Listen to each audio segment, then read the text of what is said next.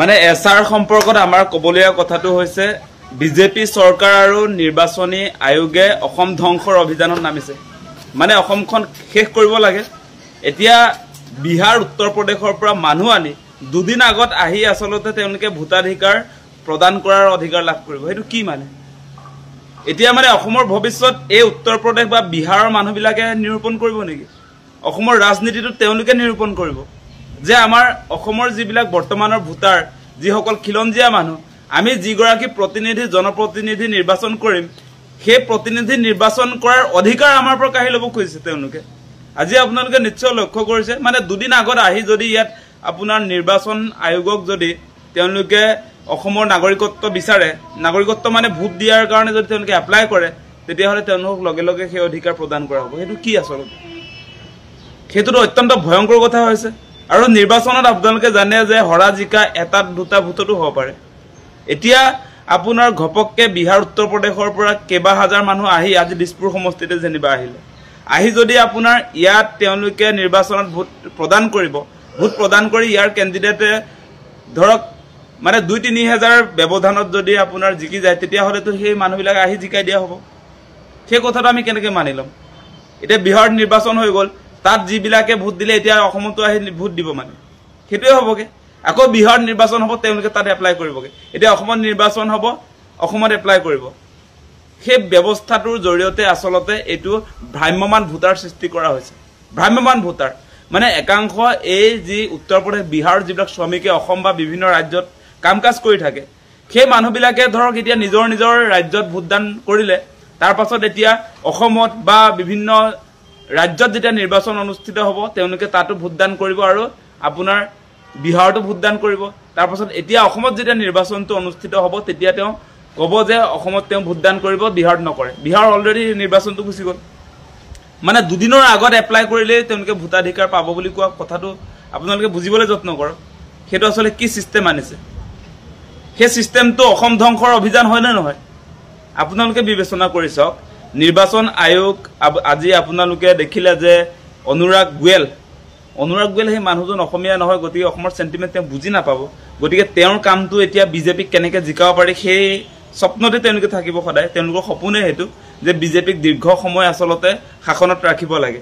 সেইকাৰণে সেইটো আচলতে অদ্ভুত এটা কনচেপ্ট লৈ তেওঁলোকে ইতিমধ্যে প্ৰেছ কনফাৰেঞ্চ কৰিছে আৰু অসমবাসী ৰাইজে এটা কথা স্পষ্ট কৰিছে। অসমৰ দল সংগঠন সকলোৱে কৈছে বিজেপিক বাদ দি সকলোৱে কৈছে কোনো কাৰণতে অসমৰ ভৱিষ্যত নিয়ন্ত্ৰণ কৰিবৰ কাৰণে, অসমৰ ভৱিষ্যত নিৰূপণ কৰিবৰ কাৰণে এতিয়া বহিৰাগত মানুহে অসমলৈ আহি ভোটাধিকাৰ এপ্লাই কৰিব আৰু তেওঁলোকে নিৰ্বাচনত জনপ্ৰতিনিধি নিৰ্বাচন কৰিব, সেইটো কেতিয়াও মানি নলয়। সেই কথাটো স্পষ্ট নহ'ব সেইবিলাক। আৰু কোনো মানুহে সেই কথা সমৰ্থন কৰিব নোৱাৰে। এই চেলা চামুণ্ডা বিজেপিৰ যিবিলাক সমৰ্থক অন্ধভক্তবিলাকে সমৰ্থন কৰিব পাৰে, কিন্তু প্ৰকৃত অসম প্ৰেমীয়ে অসমৰ খিলঞ্জীয়া মানুহে কোনো কাৰণতে আচলতে এনেকুৱা জাতিধ্বংসী সিদ্ধান্ত, অসম বিৰোধী সিদ্ধান্ত আচলতে মানি ল'ব নোৱাৰে, কোনেও ল'ব নোৱাৰে। এতিয়া আপোনালোকে চাওক, কথাটো বুজিবলৈ যত্ন কৰক যে নিৰ্বাচন আয়োগে কি কথা কৈ দিলে আপোনালোকে বুজিবলৈ যত্ন কৰক। যে তেওঁলোকে কৈছে যে অসমত যেতিয়া নিৰ্বাচন অনুষ্ঠিত হ'ব তাৰ আপোনাৰ নমিনেশ্যন ফাইল কৰাৰ দুদিনৰ আগত যদি তেওঁলোকে অসমত ভোটদান কৰিব খোজে তেওঁলোকে ভোট দিব পাৰিব। সেই কথাটো কল্পনা কৰি চাওক কেনেকৈ হ'ব পাৰে আচলতে। তেওঁলোকে মুখ্যমন্ত্ৰী পাতিব অসমত আহি। আজি বিহাৰী, বেংগলী, আপোনাৰ মাৰোৱাৰী, পাঞ্জাবীয়ে আপোনাৰ অসমত আহি তেওঁলোকে ভোট প্ৰদান কৰি মুখ্যমন্ত্ৰী পাতিব। সেইটোৱে নহয় জানো অভিযানটো? গতিকে সেই কথা বতৰা কোনো কাৰণতে আমি মানি ল'ব নোৱাৰোঁ। এতিয়া এনেও আচলতে অসমীয়া মানুহৰ হাতৰ পৰা ৰাজনৈতিক অধিকাৰ নাইকিয়া হৈ গৈছে। এতিয়া আমাৰ খিলঞ্জীয়া মানুহে আজি তিনিচুকীয়া যিটো আপোনাৰ সমষ্টি, বিধানসভা সমষ্টি, তাততো নিজিকে। আজি বহুত তেনেকুৱা সমষ্টি গুচি গৈছে যে এই সমষ্টিবিলাকত আমাৰ খিলঞ্জীয়া মানুহে ইলেকশ্যন খেলিলেও আচলতে তেওঁলোকে জিকাৰ এটা পৰিৱেশ নাই।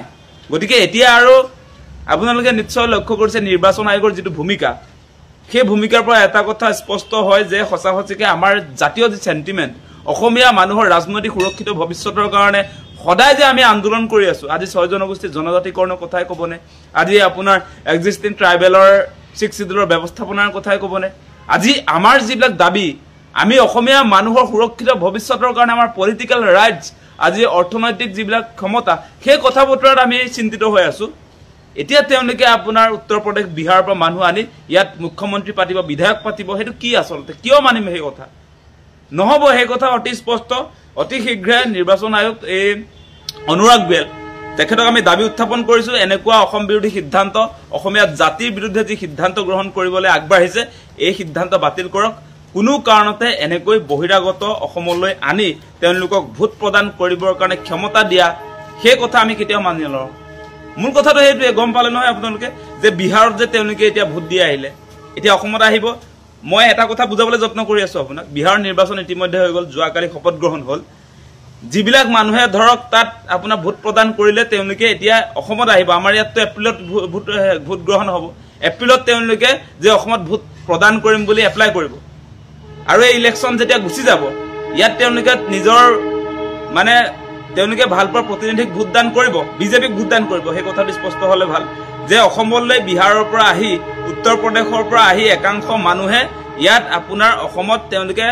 নিজৰ পছন্দৰ বিজেপি প্ৰাৰ্থীবিলাকক ভোট প্ৰদান কৰিব তাৰ পাছত এই ইলেকশ্যন যে এপ্ৰিল মাহত হ'ব 26 চনৰ তাৰ পাছত তেওঁলোকে ইয়াতে কামকাজ কৰি থকাবিলাক থাকিলে বা যিবিলাকে কামকাজ কৰি থকা নাই সেইবিলাক গুচি গ'ল নিজৰ ৰাজ্যতে তাৰ পাছত আকৌ যেতিয়া আপোনাৰ বিহাৰ বা উত্তৰ প্ৰদেশৰ নিৰ্বাচন আহিব তেতিয়া তেওঁলোকে ক'ব যে আমি উত্তৰ প্ৰদেশ বা বিহাৰতহে ইলেকশ্যনত ভোট প্ৰদান কৰিম আৰু অসমত যি ভোট প্ৰদান কৰিলে এইটো তেওঁলোকে কৰ্তন কৰিব কি ব্যৱস্থা আচলতে এইবিলাক আপোনালোকে এই কথাটো বুজি লওক যে এইটো আচলতে বিজেপিৰ ফালৰ পৰা নিৰ্বাচন আয়োগে কি উপহাৰ দিব খুজিছে নাজানো এনেকুৱা মোবাইল ভোটাৰ মানে ভাগ্যৱান ভোটাৰ একাংশক লৈ তেওঁলোকে চৰকাৰ গঠন কৰিবৰ কাৰণে এটা পৰিকল্পনা ইতিমধ্যে প্ৰস্তুত কৰি বিহাৰৰ নিৰ্বাচনতো সেই প্ৰেক্টিছ কৰিছে বুলি আমি ইতিমধ্যে খবৰ লাভ কৰিছো আৰু এতিয়া তেওঁলোকে অসমত কৰিব আৰু বেলেগ বেলেগ ৰাজ্যত বিজেপি দলক মানে শাসনলৈ আনিবৰ কাৰণে তেওঁলোকে এই যিটো এজেন্ডা হাতত লৈছে সেইটো অসমত কোনো কাৰণতে নহব ভাৰতত কোনো ৰাজ্যত আচলতে এই প্ৰেক্টিছ হোৱা উচিত নহয় আৰু অসমততো আমি মানি নলওঁ সেই কথাটো আমি স্পষ্ট কৰি দিছো